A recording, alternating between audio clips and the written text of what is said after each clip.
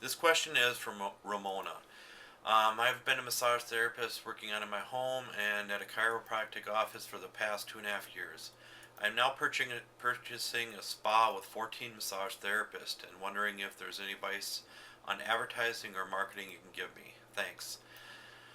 With 14 therapists, yeah, that's a lot of work, especially from going just working at your house and working for a chiropractic place. But the main thing is, it all depends on if they're independent contractors or if they're hourly employees or they're based on commission. There's many different kind of things you want to play in there for advertising wise. Because if they are actual employees, you can use them for marketing strategies. So if you're going to go on any kind of gigs like chair massage gigs, it'll be a good beneficial thing for them.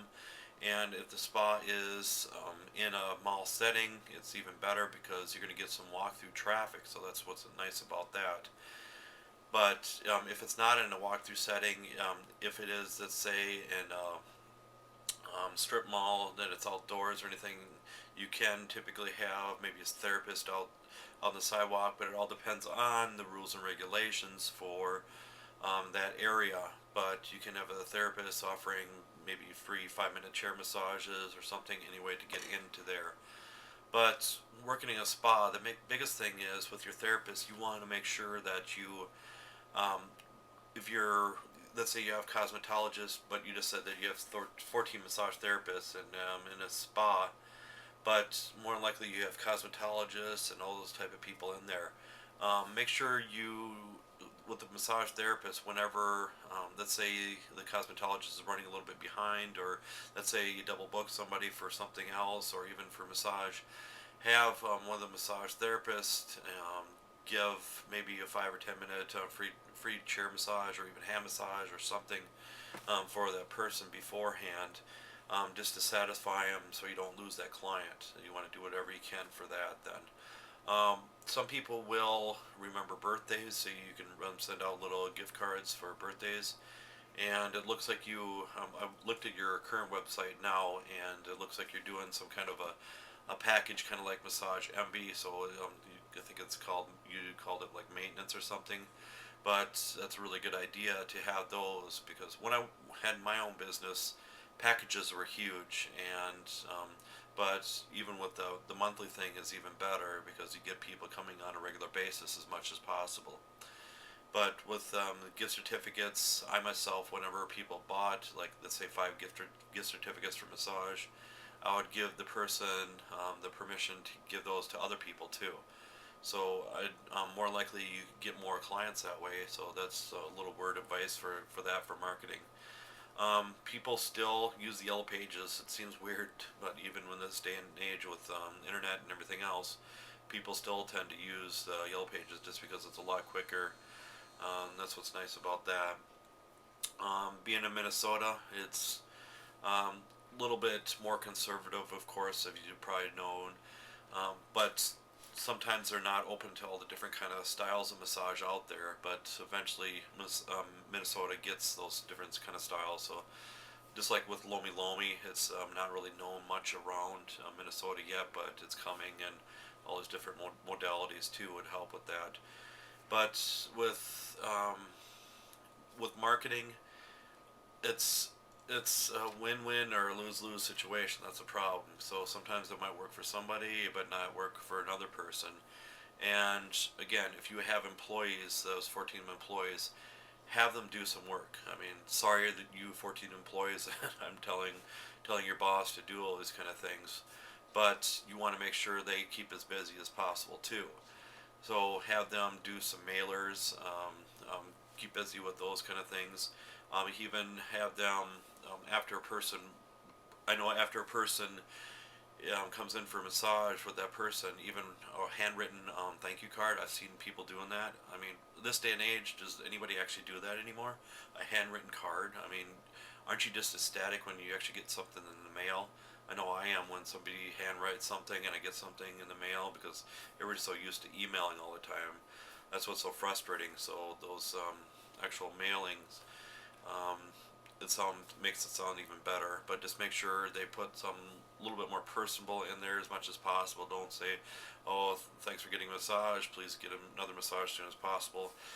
Put something nice in there, but not too personal, of course. But you can even maybe a $5 or $10 off coupon in there too would help, because what do you think is easier, getting new clients or keeping your regular clients? What most people say is keeping your current clients. So that's why you want to do whatever you can to keep those regular clients. So yeah, every now and then you're going to get new clients, but the trick is to keep those clients on a regular basis and keep coming in for a regular basis. So that's why Massage Envy, I think it has a great concept.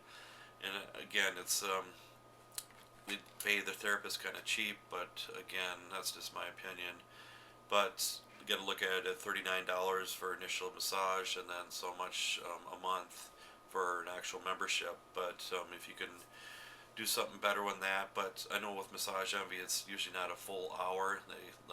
What I've heard is, don't quote me on this, but they have to basically say it's a 50-minute massage legally, so it's not actually a full hour massage that they're giving. So you basically get what you pay for. So you're not paying for a full hour, you're paying for 50 minutes, so that's why it's a little bit cheaper in that aspect.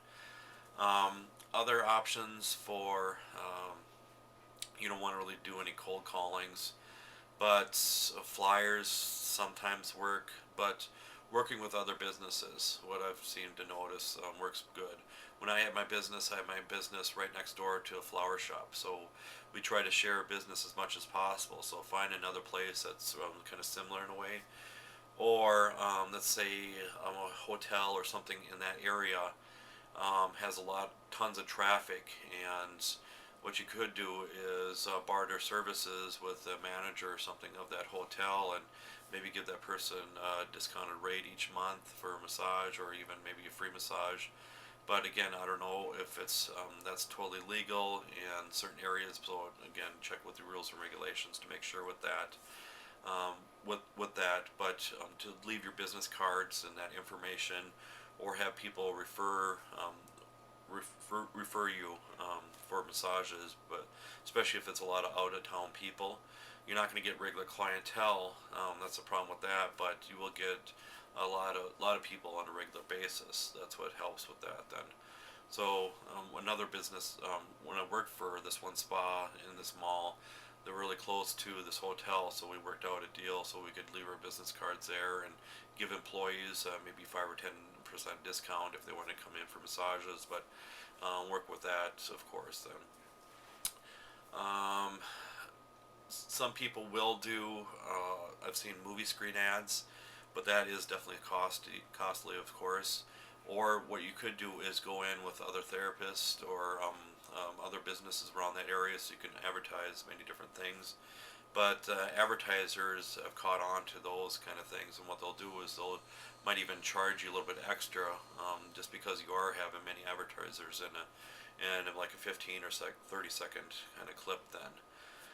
But my advice: do whatever you can to keep the current clients. That's what my advice would be. Is I mean, even send out, like, try to get a newsletter if possible. So a mailing list with emails. So once a month, send out a newsletter about any kind of current happenings, you name it. But that helps out wonders, honestly, because it kind of reminds that person to get massages on a regular basis again then. So that's some of my advice right now. But again, 14 massage therapists, and sometimes it's hard to control that many massage therapists. So just gotta make sure you're stern but likable. So try to have the best of both worlds for that then.